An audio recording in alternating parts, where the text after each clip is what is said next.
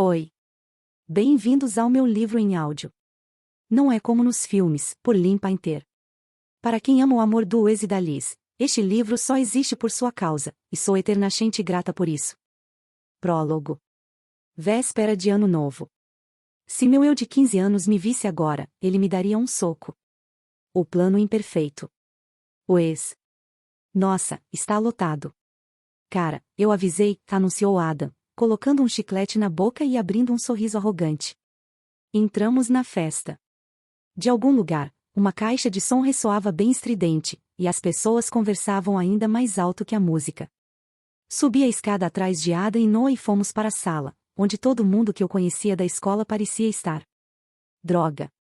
Tinha gente em cada canto, nos sofás, em pé, e na mesma hora eu me arrependi de ter saído de casa. Bennett! Exclamou Alex, que veio correndo do outro lado da sala para me abraçar. Feliz Ano Novo, Benedette, falei, engolindo em seco e retribuindo o abraço. Como você está? Perguntou ela. Detestei o jeito como a garota sorriu ao me soltar. Era um daqueles gestos cheios de pena, como se estivesse perguntando como eu estava lidando com o fato de minha vida ter virado de cabeça para baixo. Bem. Eu estava dividido entre ficar feliz por meus amigos estarem de volta da faculdade, nem acredito que tenho vida social de novo, e meio que odiar ter que ser sociável. Porque, por mais legais que eles fossem, dava para ver que sentiam pena de mim. Por causa do meu pai, por eu ter desistido da faculdade, por eu não jogar mais beisebol. Eu era digno de muita pena. Desde que Noah e Adam voltaram, eu negava os convites para sair. Mas por algum motivo ser véspera de Ano Novo me fez ceder. Pelo jeito, as festas tinham me deixado abalado, mas agora eu estava arrependido. Porque nada parecia igual. Quando estive com aquelas pessoas na última vez, todos tínhamos grandes planos para o futuro. E, bem, eles ainda tinham. Eu, por outro lado, tinha perdido o rumo. Quando meu pai morreu, 2 semanas depois da minha mudança para a Universidade da Califórnia, voltei para ir ao velório e nunca mais botei os pés na faculdade. Decidi abandonar os estudos e o que o futuro me reservava. Como se eu tivesse escolha. Agora que já haviam se passado alguns meses, eu estava trabalhando em período integral no mercado e era motorista de aplicativo nas horas vagas. A vida era ótima. Vamos. Michael está jogando aposto na cozinha, chamou Noah, apontando. Aqui está muito barulhento. Aposto, o novo passatempo favorito das festas, consistia basicamente em desafios valendo dinheiro. Uns caras com quem eu trabalhava tinham inventado o jogo, e quando contei a Ada e Noah, ambos ficaram fissurados nele. Acompanhei os dois até a cozinha, parando para pegar uma bebida antes de me sentar. Até que enfim, Bennett, disse Michael, na outra ponta da mesa, com a voz tão arrastada que eu sabia que já estava bêbado. Você parece um eremita. Todo mundo está de volta. Estamos de férias. Cerrei os dentes ao ouvir os primeiros acordes de uma música do álbum Fearless. É óbvio que aquela música tocaria. Breat. Muito apropriado para a situação em que minha vida se encontrava. Eu ando ocupado, respondi, pegando o copo e virando tudo. Eu não queria ficar bêbado, mas também não estava exatamente evitando que isso acontecesse. Tínhamos bebido um pouco na casa do Noah com o irmão dele, então já havia queimado a largada. Aposto $5 que Bennett não acerta daqui, provocou Noah, empurrando uma lata vazia na minha direção e apontando para a pia da cozinha. Topo. Joguei a lata, que bateu na bancada e caiu no chão. Você é muito ruim, disse ele. Tirei uma nota de $5 do bolso e coloquei na frente dele. Mas sou melhor que você. Jos acabou de chegar, comentou Noah, lendo uma mensagem. Com meu sanduíche de frango. Isso. Aposto o sanduíche de frango que vou. Parei de falar quando a vi. Ela estava ali. Droga. Libby estava na sala de estar. Eu consegui evitá-la por 2 semanas desde que ela tinha voltado para passar as férias em casa, mas agora estávamos na mesma festa. Na véspera de Ano Novo. Está de brincadeira, universo? Eu recusei o convite de 3 festas diferentes naquela noite, festas em que achei que ela pudesse aparecer, mas imaginei que estaria seguro ali. Não sei ao certo se tudo ficou silencioso, barulhento, borrado ou nítido demais, só que senti o universo mudar enquanto eu olhava para Liz, tudo se desfazendo em pinceladas impressionistas e cores difusas. Ela estava falando com o Joss, sorrindo, e o vazio que eu senti ao vê-la, uma dor aguda, tornou difícil respirar. Eu não a via pessoalmente desde o dia do velório do meu pai. Ficamos algumas semanas namorando à distância, mas eu terminei tudo. Não tive escolha. E quente breatio e valtiu, bati e revitou. Meus dedos coçavam, querendo tocá-la, ir até ela, pegar sua mão e trazê-la para perto para que pudéssemos rir das apostas e convencer alguém a fazer algo idiota. Mas Liz não era mais minha namorada. De repente as várias lembranças com ela, sorrindo para mim, em meus braços no meu quarto na faculdade, rodopiam e se chocam com meus pulmões, me deixando sem fôlego, parecendo uma bola lançada a 150 km/h. Ela estava com um suéter preto larguinho e macio, a parte da frente dentro da saia xadrez. Estava linda, de meia calça preta e com uma bota bonita, mas meus olhos focaram como lasers no ombro bronzeado e no pedacinho de tatuagem que a blusa deixava à mostra. Como se clamasse por mim. Porque eu conhecia aquela tatuagem melhor que a minha, provavelmente porque nunca só olhava para dela. Eu explorava, traçava com os dedos, beijava, estudava aquela latitude tatuada como se o corpo dela fosse meu mapa e aquelas coordenadas fossem meu norte. You're the only thing I know like the back of my hand. Droga. Aposto $3 que você não consegue adivinhar a carta, desafiei Adam, pegando o baralho que estava no meio da mesa da cozinha para tentar me distrair. Eu tinha certeza de que não conseguiria lidar com as lembranças, elas iam acabar comigo se eu continuasse olhando para Liz. E quase pior que isso eram as perguntas, que pareciam nunca me abandonar quando eu pensava nela. Será que ela ainda vai ler na praia? Será que ela foi na nossa hamburgueria desde que eu vim embora? Que músicas ela acrescentou à trilha sonora do primeiro ano de faculdade? Eu não me permitia nem pensar na possibilidade de ela estar saindo com alguém. Era melhor não saber. Excluí minhas redes sociais quando decidi abandonar a faculdade, em parte porque sabia que passaria o resto da vida stalkeando Liz e também porque, o que eu ia postar? Meus amigos compartilhavam fotos de festas da faculdade e diziam que estavam estudando para as provas, então seria muito legal se eu também compartilhasse um pouco da minha vida, certo? Hoje trabalhando no mercado aprendi a consertar o compressor do forno industrial. Está funcionando, o que é uma beleza. #gratidão. Topo. É uma rainha, disse Adam, sorrindo para mim feito um imbecil. Virei o valete. Errou feio, parceiro. Queremos jogar, interveio Joss, entrando na cozinha e sentando na cadeira vazia entre Ada e Noah, deixando uma embalagem de fast food na mesa. Ada atirou $3 em mim. Eu amo você e esse sanduíche. Exclamou Noah, abrindo o pacote.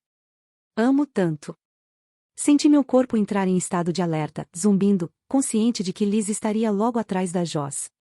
Mantive os olhos fixos nas cartas. Beleza, Jo, disse Ada. Aposto $5 que você não consegue dizer o juramento à bandeira dos Estados Unidos de trás para frente. Ela começou em meio a risadas e provocações, mas eu não consegui ouvir nada com aquele zumbido em meus ouvidos, sentindo Liz ocupar a cadeira que estava livre do outro lado do Ada. O cabelo ruivo e as notas do perfume Chanel N5 tomaram conta da minha atmosfera, a mistura que eu inspirava e que entrava pelos meus poros. Eu me recusei a me virar para ela, não posso fazer isso, mas meu rosto queimou quando senti seus olhos em mim. Droga, droga, droga. Comecei a embaralhar as cartas enquanto Joss continuava na sua missão. Gostei da barba, Bennett, sussurrou Liz, sua voz mergulhando em meu fluxo sanguíneo, bombeando para todas as partes do corpo. Respirei fundo e fui obrigado a olhar para ela. Quer dizer, não tinha como ignorá-la. Desviei a atenção das cartas, e quando ela sorriu, tudo dentro de mim se acalmou. Porque era tudo igual. Era o mesmo sorriso que me deixava de pernas bambas, o sorriso da primeira vez que ela disse que me amava, no estacionamento do abrigo de animais em Ogallala, Nebraska. Lábios vermelhos, olhos verdes reluzentes, bochechas cor-de-rosa. Nossa, ela não me odeia. Engoli em seco e não soube o que fazer com as várias perguntas que surgiram em minha mente. Por que ela não me odiava? Caramba, ela estava chorando quando nos falamos pela última vez. Ela deveria me odiar. O que eu faço agora? Só me dei conta de que estávamos parados nos encarando quando Noah disse. Fala sério, gente, arranja um quarto. Aposto $20 que Liz e o ex não vão se beijar. Um clima estranho atingiu a cozinha como o estalar de um tapa, como se o som ecoasse sem que ninguém soubesse ao certo como reagir. Antes mesmo que eu pudesse processar aquilo e encontrar um jeito de desconversar, Liz ergueu o queixo e respondeu. Topo. Se eu estivesse em pé, tenho quase certeza de que teria caído para trás, a força daquela palavra de 4 letras atingindo meu peito como um soco. Quando olhei para seus lábios com batom vermelho retrô, sorrindo e me desafiando a beijá-la, eu só ouvia meu coração disparado, ressoando como um bumbo em meu crânio. Cerrei os dentes, minha mente acelerando, porque eu nunca quis tanto alguma coisa na vida. Quis puxá-la para perto e me perder em seu beijo, no calor que eu não sentia desde o dia em que ela acenou para mim antes de entrar na área de embarque para o voo de volta a Los Angeles. Mas, se a beijasse, eu sabia que voltaríamos a ficar juntos. Eu não era forte o bastante para abrir mão dela mais uma vez, mesmo se fosse melhor para Liz ficarmos separados. Era mesmo melhor para ela. Então engoli em seco, empurrei a cadeira e fiquei de pé, fitando seus olhos verde esmeralda. De jeito nenhum, falei, um pouco chocado com meu tom insensível, embora todas as células do meu corpo estivessem se afogando em emoções. Saí da cozinha, sem o mínimo interesse no que Noah gritou conforme eu me afastava. Porque você é tão babaca? Ou na bronca que eu certamente levaria da Joss na próxima vez que nos encontrássemos. Eles que se danem, pensei, indo em direção à porta dos fundos. Eu precisava sair daquele lugar. Mas eu também sabia muito bem, sentado sozinho na varanda daquela casa à meia-noite, olhando fixamente para a ponta alaranjada de um charuto, ouvindo todos lá dentro gritarem Feliz Ano Novo, que eu jamais me perdoaria pela expressão no rosto dela ao ouvir minhas palavras. Este audiolivro foi desenvolvido pelo canal Meu Livro em Áudio, por meio de inteligência artificial. Se você está ouvindo em algum lugar que não seja no nosso canal oficial, denuncie e nos avise. Capítulo 1. 2 anos depois. Odeio tanto você que isso me deixa doente. 10 coisas que eu odeio em você. O ex. Desliguei o despertador às 6 da manhã e sentei no escuro. Então me levantei e comecei a me vestir. Babaca sádico, resmungou a Jota, meu colega de quarto, e virou para o outro lado na cama. Tínhamos jogado na mesma liga de verão no Canadá e nos hospedado na casa da mesma família, então, embora aquele fosse o primeiro dia de aula do trimestre do outono, a sensação era de que fazia anos que morávamos juntos. Eu sabia que ele ia dormir até que faltassem 5 minutos para sairmos para a musculação, mas eu queria estar bem desperto e preparado para dar tudo de mim quando chegássemos ao complexo esportivo à costa dali a algumas horas. Ajeitei meus fones de ouvido e coloquei Troubles Coming, do Royal Blend, para tocar no último volume. Desci a colina, passando por dormitórios dos quais eu ainda nem sabia o nome. Desde a mudança, eu corria todas as manhãs, e tinha alguma coisa nas primeiras horas do dia no campus, antes que ele ganhasse vida, que eu amava. Ver o sol nascer, ouvir os pássaros, entre uma música e outra, passar pelas árvores verdes que por algum motivo pareciam diferentes das árvores da minha cidade natal. Eu estava apaixonado pela Califórnia. Eu estava apaixonado pela Universidade da Califórnia, para ser mais exato. E, para ser sincero, minha paixão tinha mais a ver com o fato de ali ser o palco da minha segunda chance do que com o lugar em si. Sim, a vista era linda, mas o mais importante era que meus sonhos iam se realizar. Reduzi o ritmo para deixar um patinete elétrico passar, toda essa bobagem sentimental mexendo comigo. Porque eu estava fascinado com as possibilidades que aquele lugar poderia me proporcionar.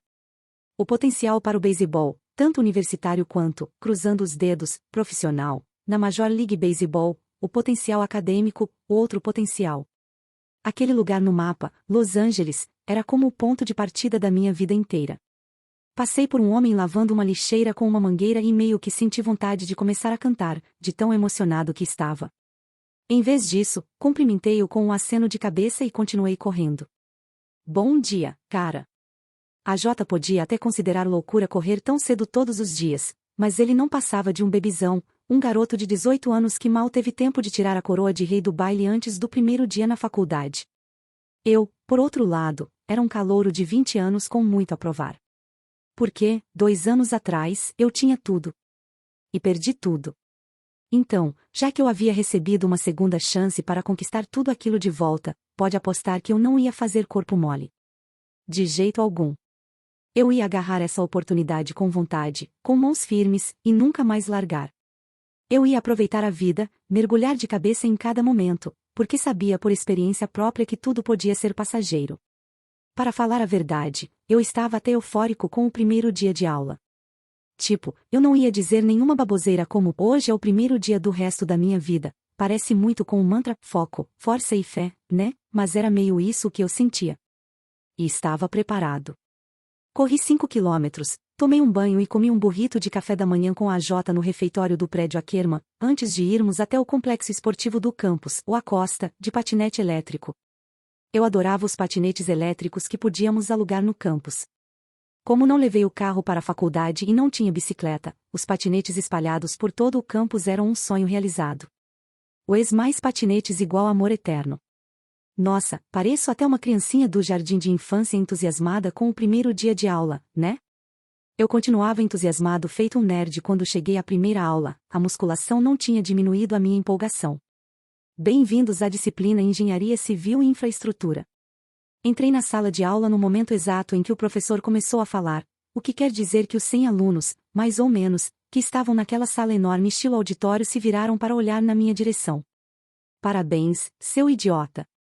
Calculei muito mal o tempo que levaria para ir do complexo esportivo até o prédio Boetler Hall, então minha decisão de comprar um shake proteico com a J depois da musculação não tinha sido muito inteligente. Mas eu estava tão empolgado por ter sido o melhor levantador do dia em todo o time de beisebol, isso aí. Que aquela pausa pareceu uma ideia brilhante, naquela hora. Por que não ficar mais alguns minutos por ali, só curtindo o fato de que, até aquele momento, no primeiro dia, eu ainda não tinha colocado tudo a perder. Depressa, fui até um assento vago na primeira fila, abrindo a mochila e tirando um caderno. Eu não era do tipo que fazia anotações em notebook. Aquela era uma disciplina introdutória dos cursos de Engenharia Civil e Ambiental, então eu não podia perder nenhuma informação importante. Em vez de repassar o programa do curso com vocês, algo muito clichê para o primeiro dia, vou dar um voto de confiança e acreditar que são capazes de ler a ementa. Parece se tratar de uma turma inteligente, disse o professor Theodre, um homem alto com um bigode sério, em pé ao lado de sua mesa. Então que tal começarmos? Apertei a borracha da lapiseira, abri o caderno e me preparei para fazer anotações. Nesta aula, vamos analisar o papel dos engenheiros civis no desenvolvimento e na preservação da infraestrutura. Comecei a escrever conforme ele explicava, ainda impressionado com o fato de estar em uma disciplina de engenharia no primeiro dia de aula do primeiro trimestre. Eu imaginei que o primeiro trimestre teria matérias mais genéricas, e que eu passaria o dia em aulas inúteis como música mundial e antropologia, então era incrível estar matriculado naquela disciplina, além de em química e cálculo. Senti saudade de estudar matemática e ciência nos 2 anos que dei uma pausa nos estudos, por mais louco que isso possa parecer. Eu culpava a senhora Okun, minha professora de física do colégio, por isso. Ela me convenceu a ir para um acampamento de engenharia no Missouri depois do 2º ano do ensino médio, durante as 2 semanas entre o verão e os treinos da liga de beisebol no outono, e eu fui sem saber o que esperar. Só aceitei porque eram 2 semanas longe da chatice do Nebraska. Só que eu jamais tinha imaginado como ia adorar estar com pessoas que gostavam de matemática e ciência tanto quanto eu. Antes daquele acampamento, eu não tinha a menor ideia do que queria fazer da vida, além de ser lançador em uma liga profissional de beisebol, é óbvio. Mas assim que cheguei lá senti que tinha encontrado meu lugar. Entendi como as coisas funcionavam ali, com aquelas pessoas, tudo fazia sentido. O acampamento despertou alguma coisa dentro de mim e me fez sentir que aquele era meu destino, embora o esporte fosse minha prioridade. Então estar ali, em uma sala de aula, na faculdade, dando o pontapé para tudo acontecer. Parecia muito importante. Anotei basicamente todas as palavras do professor até o fim da aula, apesar de saber que não precisaria de boa parte daquelas informações, mas não me importei. Eu não tinha dado muita importância para a faculdade da primeira vez, pensava que era óbvio que eu poderia fazer uma graduação se quisesse, mas, após ter visto essa opção desaparecer, minha postura mudou por completo. Eu ia aproveitar cada segundo daquela experiência. As anotações, os estudos, os trabalhos, eu queria ir bem em tudo. Em seguida, fui para a aula de química, depois almocei e tirei um cochilo rápido. Precisava descansar antes do treino, precisava de um pouco de silêncio para pôr os pensamentos em ordem, porque, por mais que fosse incrível que eu tivesse arrasado na musculação mais cedo, isso não ia servir de nada se eu não mandasse bem como lançador. Tem certeza de que não quer jogar basquete? Gritou a AJ. Ele e alguns dos caras se preparavam para uma partida de 1 horinha na quadra de basquete IT, que era aberta para uso. Eu amava jogar, mas precisava poupar energia para o primeiro treino da minha vida acadêmica. Não, valeu, respondi, ajustando o despertador do celular e fechando os olhos. Mas o sono não vinha. Porque agora que eu estava ali e tinha oficialmente começado a estudar na Universidade da Califórnia, finalmente era hora de colocar o plano em ação. Era hora de reconquistar Liz Bushbaum. Capítulo 2. Antes de você entrar na minha vida, eu era capaz de tomar decisões. Já não sou. Fiquei viciado. Preciso da sua opinião para tudo. O que acha? Amor à segunda vista. Liz. Ai, minha nossa, aquele é o... Eram 7 da manhã e o sol mal tinha nascido, então quase todo o bairro, Vestuou, ainda estava dormindo. Mas eu não. Eu tinha saído para correr. E aquele garoto também, o senhor. Estou tentando quebrar um recorde de velocidade, com suas pernas compridas. Ele estava lá na frente, longe, um garoto bem alto que devia ser calouro de basquete, e apertei os olhos, tentando enxergar melhor. Não, eu com certeza não faço ideia de quem é aquele garoto gigante. Eversince New York estava tocando nos meus fones de ouvido, uma música subestimada do Harry Styles que, na minha opinião, tinha tudo a ver com o outono. Embora estivesse quente em Los Angeles, minha cabeça já estava no clima de outono de Stars Hollow, a cidade de Gilmore Girls, porque o trimestre tinha oficialmente começado. O que significava que minhas playlists estavam recheadas de músicas que lembravam pilhas e mais pilhas de folhas amareladas recém-caídas das árvores. Eu sei, ainda é cedo para uma playlist com cheirinho de pumpkin spice latte, mas não estou nem aí. Porque o primeiro dia de aula do trimestre era algo mágico. Quase dava para sentir o frescor imaculado de um novo período. Parecia que tudo era possível. Ainda mais esse ano. Depois de 2 anos me candidatando a vagas sem sentido que não contribuiriam em nada para minha futura carreira a não ser me ensinar o jeito mais fácil de carregar café até o escritório, eu tinha conseguido um estágio. E não era qualquer estágio. Era um estágio com Lilith Groma. Acenei para o zelador que lavava a calçada e me dei conta de que estava sorrindo como uma psicopata, mas era inevitável. Porque, há 2 anos de me formar, eu tinha conseguido um estágio com potencial de gerar grandes oportunidades para o meu futuro. E aquele era meu primeiro dia. No ano anterior, Clark, um dos meus colegas de quarto, começou a trabalhar na equipe de vídeo do departamento esportivo. Eu não sabia nada sobre esportes, mas ele me avisou que tinha surgido uma vaga de meio período, então pensei, por que não? Eu me candidatei porque precisava de dinheiro. Mas não era um estágio, era um trabalho de meio período. Um emprego pelo qual acabei me apaixonando. Eu era como uma abelha operária responsável por fotografar e filmar os atletas no treino, nos jogos, na academia, e esse era meu trabalho. Ficava encarregada de tudo que eles precisavam e levava os equipamentos para todo tipo de evento esportivo. No início, eu era muito ruim. Depois fui deixando de ser tão ruim. Porque o trabalho aguçava minha criatividade. Assim como a música tinha o poder de transformar um momento de um filme, eu me dei conta de que o modo como eu capturava um atleta com a câmera tinha o poder de criar uma história. Embora eu fosse só mais uma no meio dos outros funcionários, acabei aprendendo muito naquele emprego. Então, quando anunciaram que Lilith Groma, cineasta premiada, ia fazer um documentário de esporte na Universidade da Califórnia e precisava de um estagiário, eu me candidatei no mesmo instante. Ainda mais porque ela trabalhava para a EFT Entertainment. Lilith Groma não era apenas uma produtora de vídeos talentosa no mundo dos esportes, mas também uma produtora com inúmeros projetos na empresa dos meus sonhos. A EFT Entertainment era composta pela EFT Motion Pictures e pela EFT Television, além da EFT Music. Era uma empresa de peso, que trabalhava com os maiores nomes da música e do cinema. Se alguém ganhava um Oscar ou um Grammy, era provável que fosse da EFT. Então, como eu queria ser supervisora musical de cinema e TV, conseguir um estágio com eles era super importante. Muitos dos meus ídolos tinham começado lá, e agora eu ia seguir os passos deles. Ainda não conseguia acreditar.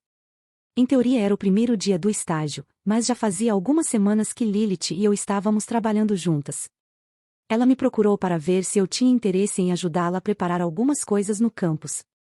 O escritório dela durante o projeto seria no Morgan. O prédio J.D. Morgan Center era onde ficavam os escritórios das equipes e do setor administrativo de todos os cursos esportivos, e, como eu fiquei em Los Angeles nas férias quando a maioria dos meus amigos tinha ido para casa, aproveitei a oportunidade. E foi a melhor decisão de todas. Não fazia ideia do que esperar de uma produtora de sucesso, eu até esperava que ela fosse meio chata, para falar a verdade, mas Lilith me surpreendeu. Uma mulher incrivelmente bem-sucedida que parecia querer compartilhar, comigo, tudo o que sabia. Ela me levou para almoçar em um restaurante japonês no The Grove e quis saber quais eram meus objetivos. E, enquanto eu respondia, Lilith tirou uma caneta da bolsa e começou a mapear em um guardanapo o melhor jeito de alcançá-los. E a opinião dela foi muito importante.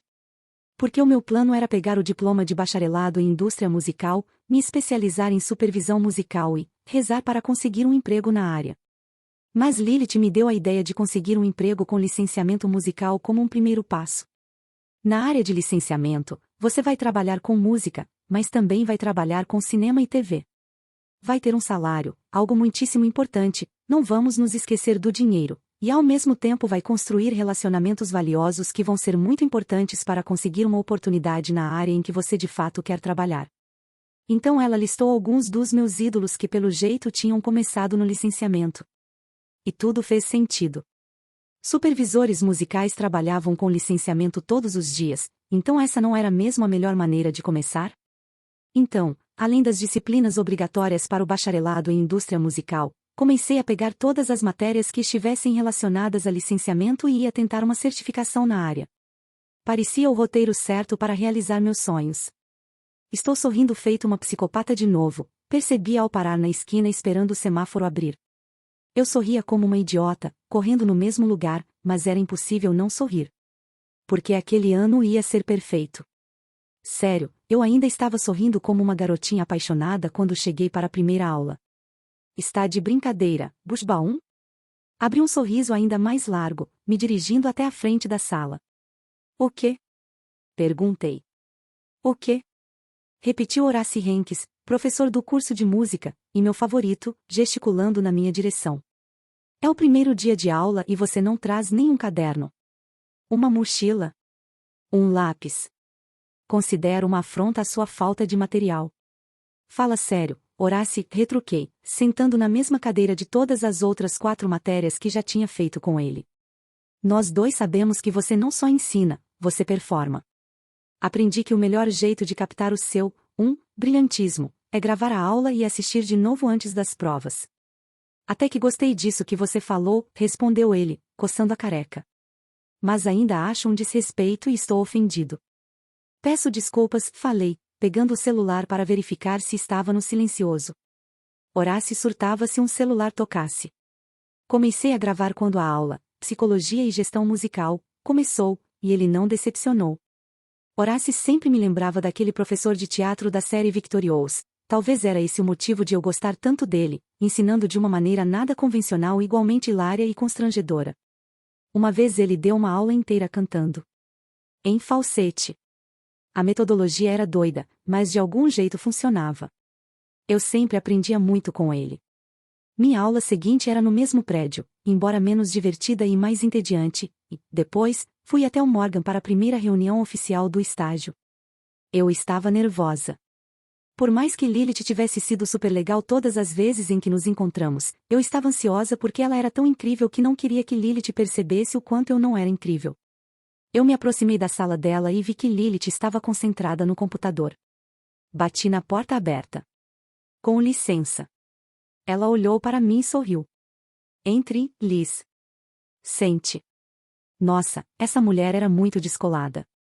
O cabelo Chanel loiro, com as pontas tão marcadas que parecia que ela tinha acabado de sair do cabeleireiro. Ela vestia um blazer azul marinho e uma camisa de botão branca com a gola levantada, calça jeans rasgada e saltos vermelhos.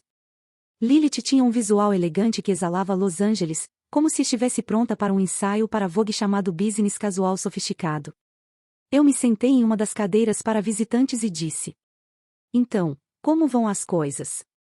Não conseguia ficar em silêncio quando estava nervosa.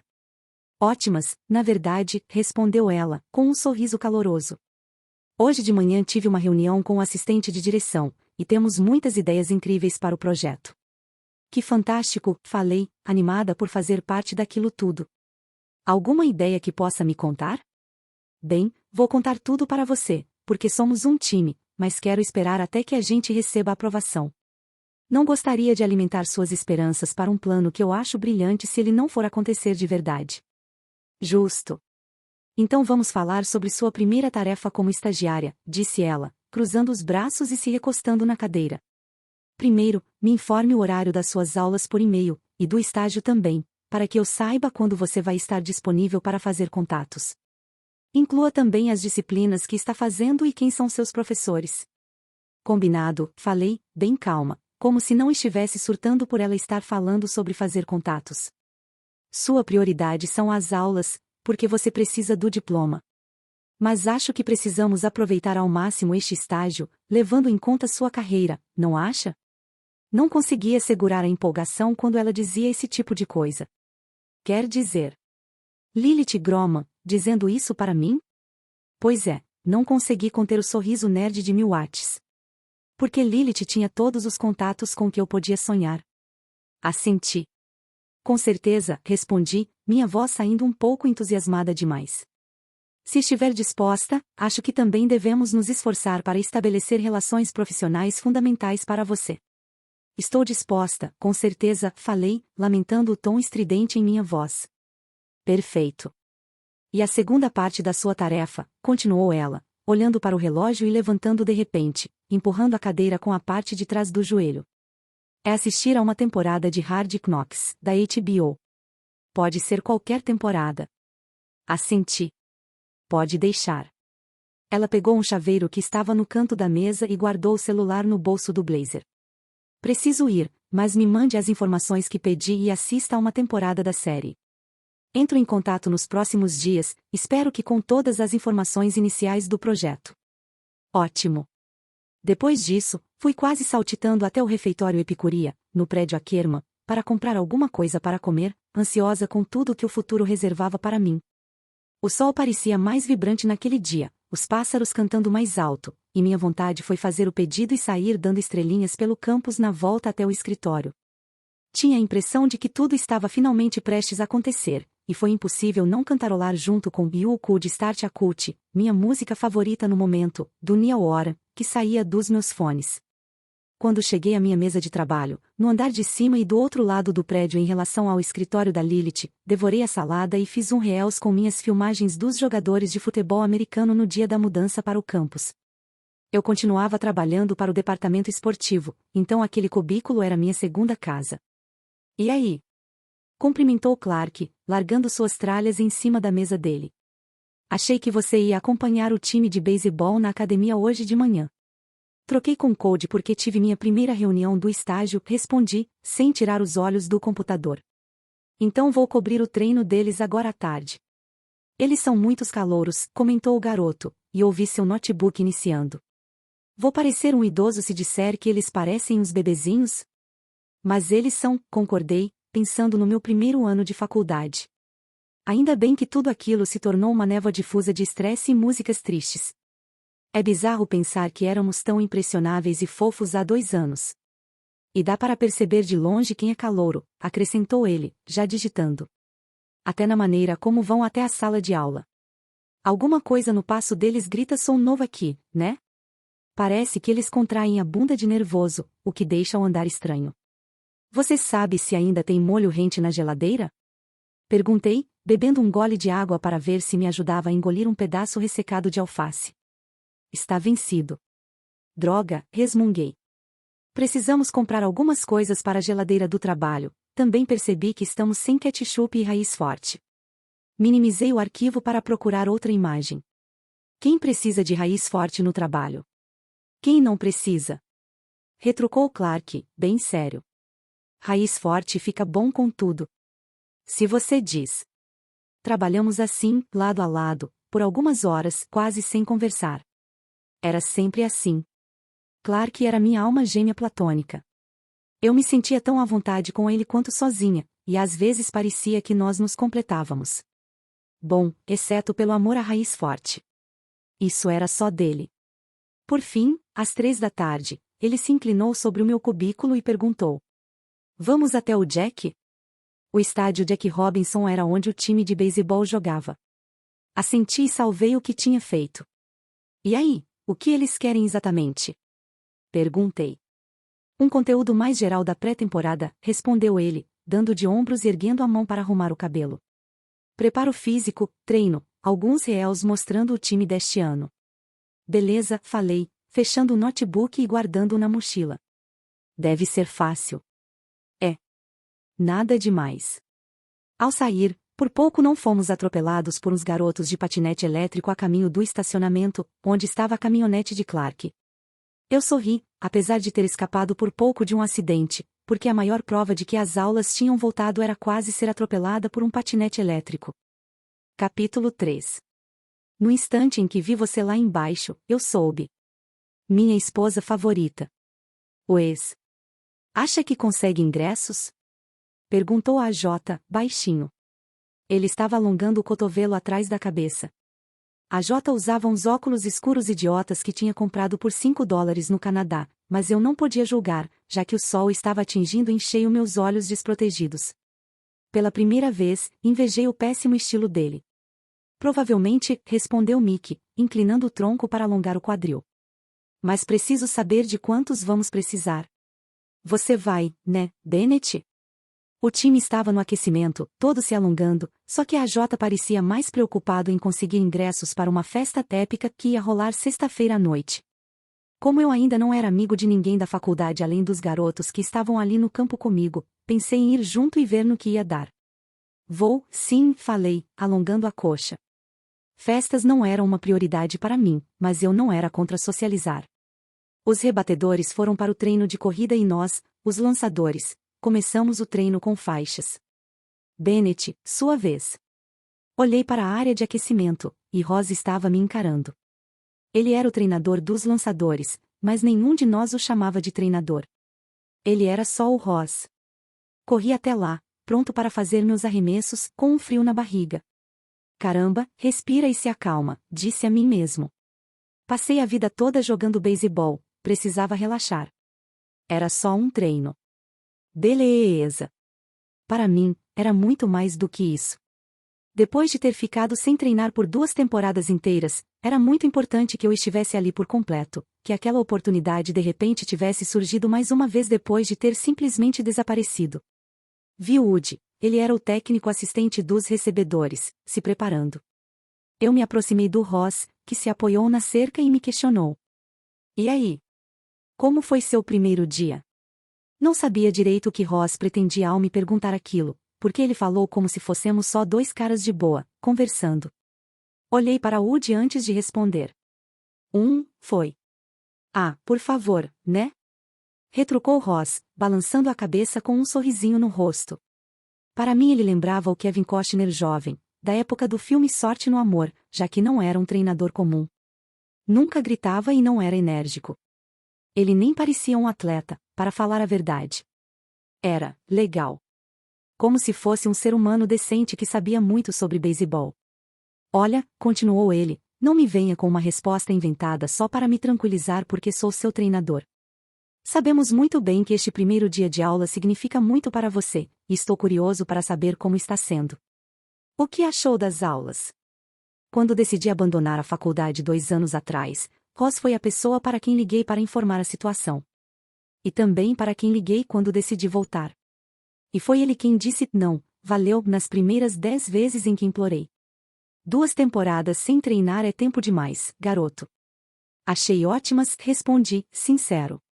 Quer dizer, dá para ver que não vai ser fácil, mas pelo menos são interessantes. Bem, disse ele, virando a cabeça para cuspir. E o resto, está tudo bem? Deve ser um pouco estranho, depois de tudo o que aconteceu. Que baita eufemismo. É bem estranho. Mas também é bom. Já fez um lanche no Fat Sal? Ainda não. Bem, então continue assim, sugeriu ele, com um sorrisinho. Lanches vão entupir suas artérias e deixar seu traseiro flácido. Melhor seguir o plano alimentar da universidade. Estou fazendo isso mesmo. Eu já tinha ouvido falar bastante dessa lanchonete, mas estava focado demais na minha performance para pensar em comidas gordurosas. Além disso, tudo aqui é caro demais. Pois é. Los Angeles é assim, cara. Ele balançou a cabeça e endireitou o corpo. Pronto para começar? Fui atrás dele e comecei com os arremessos, o que foi incrível. Não havia nada no mundo como lançar uma bola rápida, quando acertamos em cheio, e a ansiedade desapareceu assim que minha primeira tentativa acertou a luva do Woody. Eu estava acertando todas, boa. Até que percebi um garoto loiro e bem alto me filmando. Mas o quê? Ignora, disse Ross, que pelo jeito tinha percebido minha confusão. Esse pessoal fica filmando o tempo todo para as redes sociais, você vai se acostumar. Ah, falei, um pouco apreensivo. Eu estava me esforçando para permanecer calmo e não pensar muito no fato de que meu desempenho na pré-temporada ia basicamente determinar todo o meu futuro no beisebol. Para ser sincero, a última coisa de que eu precisava eram desconhecidos com câmeras aumentando toda aquela pressão. É só o Clark. Gritou Woody, sorrindo para o garoto alto. Ninguém liga para o que esse idiota pensa. Ah, sua mãe liga, respondeu ele, Clark, pelo visto, rindo, embora não tivesse baixado a câmera e parado de me filmar. E ela me disse para te mandar um boi. Manda um boi para ela de volta, retrucou Woody, tirando a máscara, e pergunta se ela consegue me arrumar uns ingressos para a sua festa. Ela está cansada, mas pergunto, sim, disse Clark, e até eu dei risada. Agora cala a boca para o cara poder lançar. Obrigado, falei, respirando fundo. Imagina. Clark chegou mais perto e se ajoelhou. Acredite, não é uma tarefa fácil calar a boca do Woody. Capítulo 4. Nunca deixe de jogar por ter medo de perder. A nova Cinderela. Liz. Bushi. Eu me virei, e Jimmy Rockford estava me chamando no banco de reservas, acenando com seus braços enormes. Ele era um recebedor perto de se formar e estava se recuperando de uma lesão em um ligamento. Parecia um gorila de tão grande. Um gorila ruivo com a barba trançada. Era um visual e tanto, mas fazia parte do seu charme. Oi, falei, pausando minha playlist e apontando para o campo, onde os defensores externos estavam treinando a recepção. Preciso fotografar, então não posso ficar conversando. Algum ingresso sobrando para a festa de sexta-feira? Meu irmão quer ir também. Até parece. O irmão gêmeo dele, Johnny, jogava rugby com Clark e era o estereótipo do jogador, um garoto grande, bruto, descontrolado que, quando bebia, tendia a brigas e destruição em geral. Eu gostava do Johnny, mas não ia convidá-lo para uma festa no nosso lindo apartamento fora do campus, ainda mais logo depois da mudança. Desculpa, falei, indo na direção contrária, feliz por termos concordado em limitar a lista de convidados. As outras 3 pessoas que moravam comigo eram muito mais sociáveis do que eu, então optamos por exigir ingressos na entrada para garantir que as festas não ficassem lotadas. Não tenho mais. Mas vê com o Clark. Clark estava na área de aquecimento, filmando os lançadores.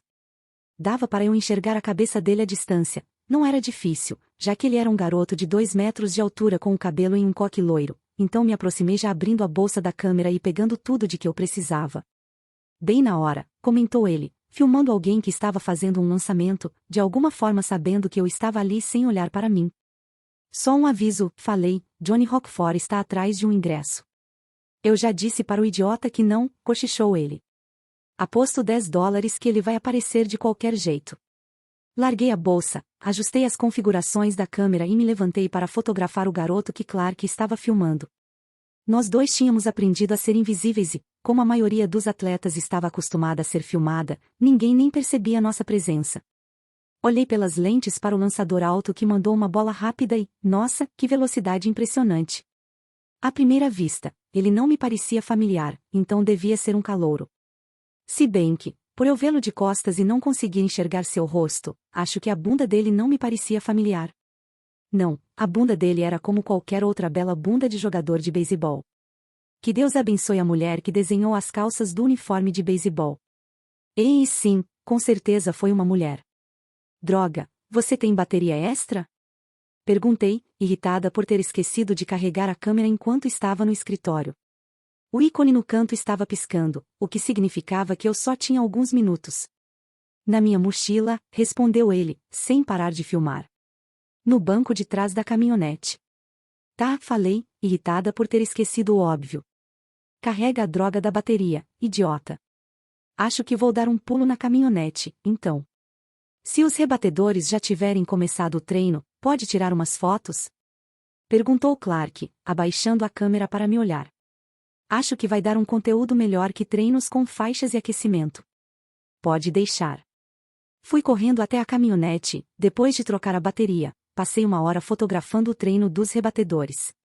Foi divertido encontrar vários dos jogadores do ano anterior, Mickey e Wade eram meus favoritos, e ver os calouros. A UCLA tinha o melhor recrutamento do país, o que não garantia necessariamente uma boa temporada, mas fazia com que a pré-temporada parecesse mais do que um mero treino. Parecia um prólogo. Dei um zoom no Wade, que estava rebatendo, e tirei várias fotos da seriedade em seu rosto, que nunca ficava sério. Ah, como é bom estar de volta! Jamais teria imaginado que ia me apaixonar por esportes, mas, nossa, esse trabalho fez com que isso acontecesse. Porque, além de me ensinar o básico sobre produção de vídeo e me fazer segurar a parafernália da equipe de filmagem, meu trabalho na produção também teve um efeito imprevisível. Descobri que, além da música, eu adorava o processo de capturar registros dos atletas em seu habitat natural e transformá-los em uma história cativante sobre a experiência humana. Quer ir ao Ministry of Coffee quando terminar? Abaixei a câmera e lá estava Clark, o equipamento já guardado. Vou levar café para, continuou ele, metade da minha turma, então seria legal ter uma ajudinha. Isso era a cara do Clark. Ele já conhecia metade da turma, e era só o primeiro dia. Você já terminou? Questionei. Olhei para o relógio e, caramba. Já fazia 2 horas que estávamos ali. Já, mas posso esperar se você não tiver terminado, respondeu ele, passando a mão no cabelo. Prometi ingressos para umas 10 pessoas desde que chegamos, posso mandar mensagem para elas enquanto espero. Aliás, tenho certeza de que você está liberando ingressos demais, falei, em tom acusatório, me abaixando para pegar a bolsa. Mas acho que já tenho fotos suficientes. Vamos comprar café e ver o tamanho da encrenca em que nos metemos. Beleza. Ele colocou os óculos escuros. Mas o mundo não vai acabar se a festa for um pouco maior, sabe? Isso é você quem está dizendo. Revirei os olhos e o acompanhei em direção ao estacionamento.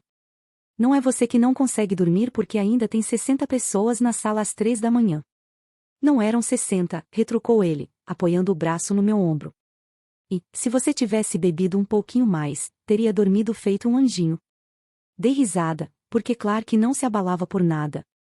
Nunca. Uma bomba podia explodir em seu quarto que ele diria algo como, ora, pelo jeito o universo acha que está na hora de renovar a decoração.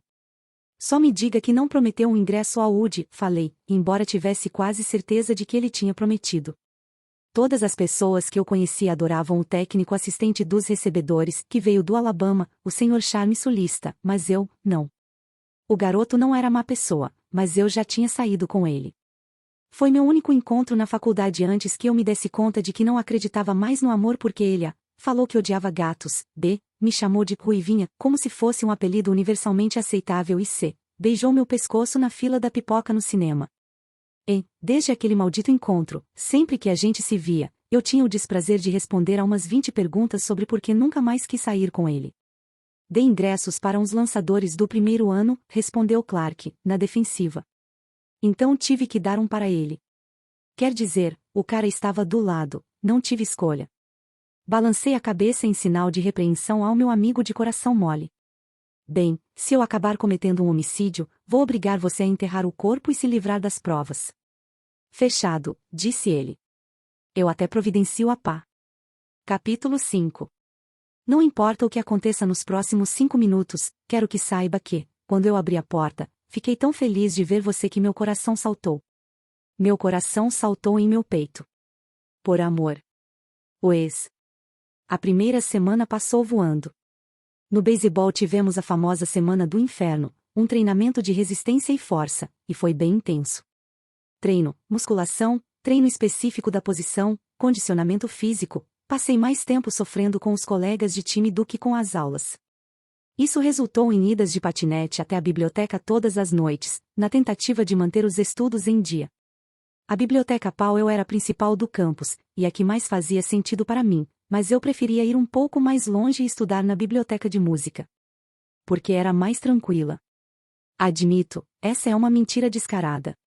Eu estudava na biblioteca de música na esperança de encontrar certa aluna do curso de indústria musical que poderia estar estudando lá também. Uma estudante de música ruiva, com olhos verdes e margaridas tatuadas no quadril. Uma estudante de música com quem eu sonhava quase todas as noites. Cuja voz eu ainda ouvia, cujo perfume eu ainda sentia. Ainda não tinha encontrado Liz, mas sentia que ela estava por perto. Eu tinha algumas ideias de como encontrá-la, por acaso.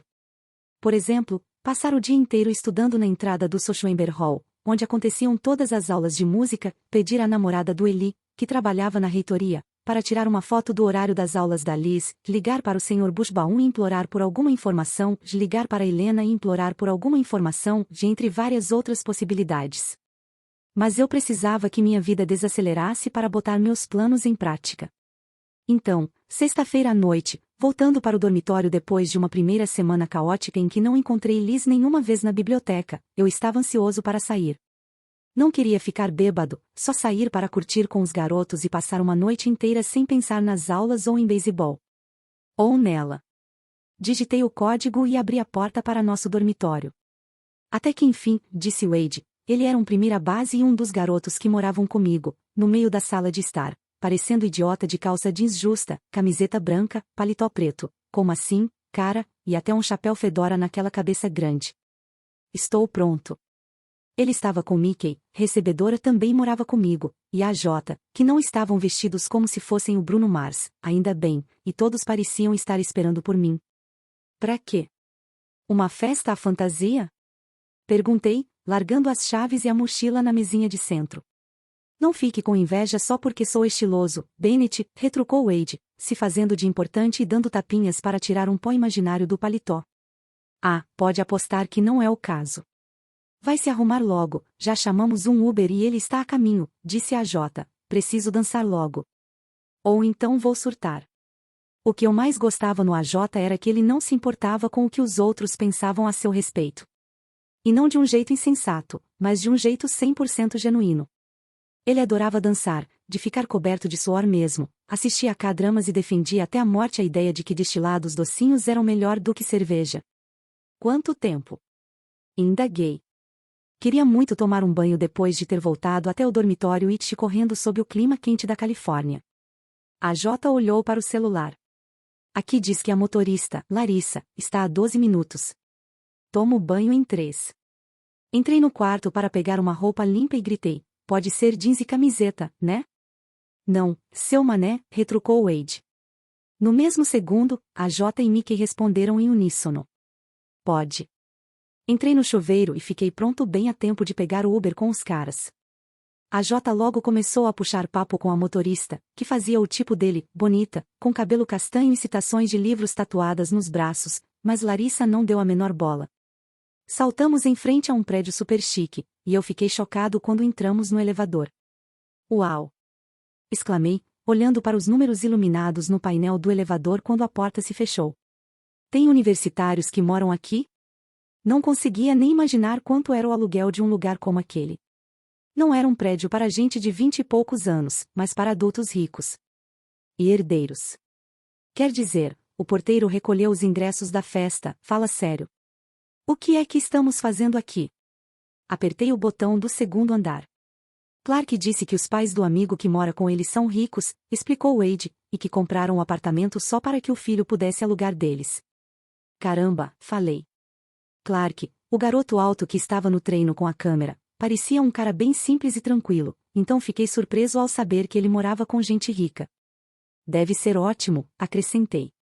Pois é. Por que eu não tenho amigos assim? Retrucou a Jota, arrumando o cabelo com os dedos e olhando para o reflexo na parede do elevador. Quando as portas se abriram, deu para ouvir a música no final do corredor. Eu não sabia como alguém podia fazer um barulho daquele sem que os vizinhos chamassem a polícia. Será que o isolamento acústico do prédio era tão bom que os vizinhos não estavam ouvindo? Duvido muito. Seguimos o som até o apartamento 2C. A porta parecia fechada, mas o barulho estava tão alto que seria ridículo bater. A Jota virou a maçaneta, empurrou e, simples assim, a festa surgiu à nossa frente. Entramos e minha nossa, fiquei impressionado. Caramba! As festas em Los Angeles eram todas assim, ou essa era diferente? Logo na entrada, já dava para ver que a sala de estar estava lotada. Algumas pessoas estavam dançando, outras conversando, mas foi o sistema de som que me fez surtar. Tive a impressão de que estávamos em uma boate. Mesmo com a música alta, a qualidade do som era incrível. Além disso, fazia tempo demais que eu não ouvia Heaven Angel, do The Driver Era. À direita dava para ver uma cozinha enorme, onde pelo jeito havia ainda mais pessoas bebendo. No entanto, apesar do tamanho, era um caos controlado. Ao contrário das festas do ensino médio, em que sofás às vezes pegavam fogo e era certo de que ia rolar alguma briga, todo mundo estava comportado. Como isso é possível? Viu por que eu disse que a gente precisava desses ingressos? Falou Wade, com um sorriso. Loucura, né? Inacreditável, gritei, rindo, porque era mesmo loucura. Tão surreal que parecia até um reality show. Eu te amo, cara, berrou a J para Wade, os olhos percorrendo a sala como se fosse uma criança que tinha acordado no meio da oficina do Papai Noel. Segui seu olhar fascinado e percebi que havia muitas garotas na festa. Mas eu não estava nem aí, porque não encontrei a única garota que importava. Vamos pegar uma cerveja, chamou Mickey, apontando para onde eu imaginava que as bebidas estariam. Não sabia aonde estávamos indo, só fui. Capítulo 6. Não sei muito sobre ele, só que o amo. Aconteceu naquela noite. Liz. Vem tomar sua dose, Books. Não, valeu, falei, ou melhor, gritei, acenando para Kimball do meu cantinho. Estou de boa. A festa ficava cada vez mais cheia. Você só vai estar de boa quando nós dissermos. Ela pegou os 4 copos de shot da ilha da cozinha, ergueu-os acima da cabeça, e veio na minha direção com nossos 2 colegas de apartamento logo atrás. Era tradição, quando dávamos uma festa, nós 4 tomarmos uma dose juntos antes que a loucura toda começasse. Meus colegas de apartamento eram Campbell, jogadora de futebol do 2º ano que era linda e bebia mais que qualquer pessoa, até mais que qualquer garoto festeiro, sem ficar bêbada, Clark, veterano que era tão bom em jogar rugby quanto em fazer tricô, e Leonardo, estudante italiano de biologia, muito charmoso e com pais ricos, razão por trás do apartamento luxuoso pertinho do campus que alugávamos deles por um valor irrisório. Então basicamente éramos eu, alguém que só socializava quando obrigada, e 3 pessoas extrovertidas que adoravam dar festas. Nunca fui muito de festa, barulho demais, pessoas demais, bebidas demais, só que quando contei isso para eles, meus amigos incríveis tiveram uma ideia para me convencer a gostar das festas. Eu era DJ. De todas as nossas festas. Léo montou um espaço elevado no canto da sala, assim eu conseguia ver todo o movimento de cima e ficava quase escondida. As pessoas só me viam com muito esforço. Eu passava os dias anteriores a uma festa montando a playlist perfeita, cronometrando as músicas para que combinassem com a cronologia da festa, músicas calmas para quando as pessoas estivessem socializando no início, uma mistura de tudo que elas curtem cantar e dançar para quando a festa estivesse ficando animada, e na sequência todas as maiorais, palavra do Clark, não minha, para quando as coisas estivessem a toda. Não havia nada como a adrenalina de ver essa combinação dar certo, de ver todos gritando e cantando minha seleção de músicas. Eu adorava a sensação, tanto que me tornei uma organizadora de festas só para ver tudo acontecer, festa atrás de festa. No ano anterior, a cada trimestre fizemos uma festa meio grandinha, sempre temática, nem acredito, estamos de volta ao agito, a desta noite era a versão 2.0, um Natal sem igual, o dia é dos namorados, mas a noite é dos solteiros. E o verão chegou, na boca beijou. Léo sempre convidava todos os vizinhos, a maioria adultos bem-sucedidos, e também dava o número dele para que pudessem entrar em contato caso o barulho incomodasse. Achei uma loucura na primeira vez que ele fez isso, mas os vizinhos gostaram do gesto e nunca tivemos problemas. Antes da minha função de DJ, sempre que eu era obrigada a ir a uma festa, eu só ficava ao lado de algum amigo e esperava acontecer alguma coisa divertida, o que, spoiler, nunca acontecia. Como eu não estava procurando um relacionamento, não bebia muito e não gostava de conversar com desconhecidos, festa não era sinônimo de diversão para mim. Mas isso já não era mais verdade. Porque agora eu podia aproveitar as partes da festa de que eu mais gostava sem temer o restante. Podia aproveitar, por exemplo, me arrumar de um jeito fofo e colocar uma maquiagem legal, que era a melhor parte de ir a uma festa. Naquela noite encontrei o vestido de bolinhas preto e branco perfeito para combinar com meu all-star vermelho. E ficava animada com a festa e me divertia com meus amigos, mas também podia observar de longe, ficar invisível e tomar conta da música. Além disso, ajudava o fato de eles não saírem dando ingressos para qualquer um. Campbell em geral chamava as jogadoras de futebol e seus acompanhantes, Léo convidava principalmente o pessoal dos cursos de biológicas e várias garotas bonitas. Os ingressos do Clark iam para seus amigos do beisebol e jogadores de rugby, que pareciam durões, mas, para minha surpresa, eram uns fofos, e os meus iam para alguns atletas que eu conhecia, que pediam ingressos quando eu estava trabalhando. Para resumir, não havia muitos estranhos nas nossas festas, e isso fazia com que eu me sentisse segura. Aqui, disse Campbell, me entregando uma dose de vodka. Clark e Léo pegavam as doses deles. Aqui vamos brindar esta noite? Perguntou Clark, e foi difícil ouvir o vozeirão dele com todo aquele barulho. Ele estava com o cabelo preso em um rabo de cavalo alto, o que, de alguma forma, ficava ao mesmo tempo ridículo e incrível. Ao início das aulas, a diversão e a pegação, declarou Léo, erguendo o copo para Clark e suavizando o tom ofensivo do brinde com uma risadinha estridente e fofa. Ao trabalho, disse Campbell, revirando os olhos e se juntando ao brinde. A tudo isso, gritei, então todos brindamos e viramos o copo. Olhei para a porta, que se abriu com mais uma leva de gente entrando. Agora me deixem em paz. A DJ Lizzie precisa botar para quebrar. Meus amigos começaram a dispersar. Então reparei que Wade Brooks tinha acabado de chegar à festa, com aquele chapéu fedora ridículo que eu disse mais de 10 vezes que o deixava parecendo meio idiota. Eu tinha dado meus últimos ingressos para ele, já que Wade e seus amigos eram sempre divertidos, e por isso fiquei feliz ao ver Mickey entrar atrás dele. Tinha conhecido os dois no ano anterior, e eles amavam uma festa, mas nunca ficavam de gracinha ou passavam dos limites quando bebiam, o que me agradava bastante. Eles ganhavam pontos por serem melhores do que boa parte dos garotos em geral. Bebi um gole do meu rum com Coca-Cola e vi mais alguns caras entrando com eles, um garoto loiro baixinho, um garoto alto. Ai, minha nossa! Ai, minha nossa! Eu me engasguei, tossindo com a mão no peito. Forcei a vista e fiquei olhando para eles, incapaz de acreditar no que estava vendo. Tudo em meu corpo, minha respiração, meu coração, o sangue bombeando em minhas veias, parou de repente. Fiquei paralisada, petrificada, ao vê-lo rir de alguma coisa que o garoto loiro disse. Caramba! Era o Wes. Wesley Bennett estava no meu apartamento. Fiquei tonta tentando processar a presença dele. O poder do Wes em carne e osso que continuava avassalador mesmo após 2 anos de lembranças que se tornavam borradas. Acho que vou desmaiar. Era impossível. Como ele podia estar ali? Por quê? Será que estava visitando alguém? Isto não pode estar acontecendo.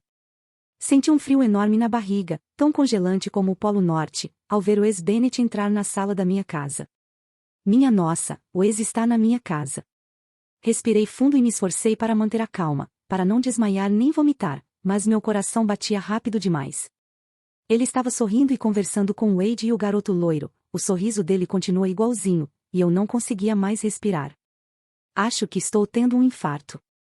Tinha esquecido o quanto ele era alto, ou talvez eu lembrasse muito bem, mas ele parecia ainda mais alto agora. Os ombros estavam mais largos, assim como o peitoral coberto pela camisa do time de beisebol Cubs, como se ele fosse a versão melhorada do garoto que eu conhecia. Seu rosto estava diferente, como se tivesse perdido todo o excesso e sido reduzido a ângulos proeminentes e olhos escuros, e o pescoço que sempre me distraiu parecia ainda mais intrigante. Tinha como um pescoço ser musculoso? Nossa, como ele pode continuar tão lindo? Sua cabeça tombou para trás ao gargalhar e, embora não tivesse dado para ouvir com todo o barulho da festa, eu sabia direitinho o som daquela risada.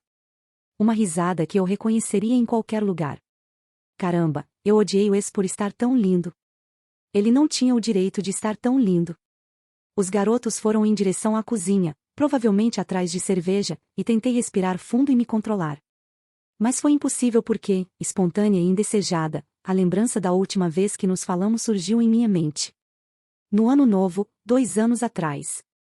Eu apareci na casa dele cheia de perguntas, com a certeza de que as coisas que eu tinha ouvido não poderiam ser verdade. E ele olhou nos meus olhos e disse que eram, sim. Por que ele está aqui agora, depois de todo esse tempo? Ele sabe que eu moro aqui? Ergui o copo e virei o restante da bebida, ciente de que minhas mãos estavam tremendo. Eu queria fugir e me esconder, mas ao mesmo tempo queria gritar o nome dele só para ver como o ex reagiria. Eu precisava me controlar. Eu precisava me acalmar. Eu precisava de ar fresco. Esta é uma amostra do audiolivro. Para ter acesso completo, entre em nosso grupinho no Telegram. O link está na bio.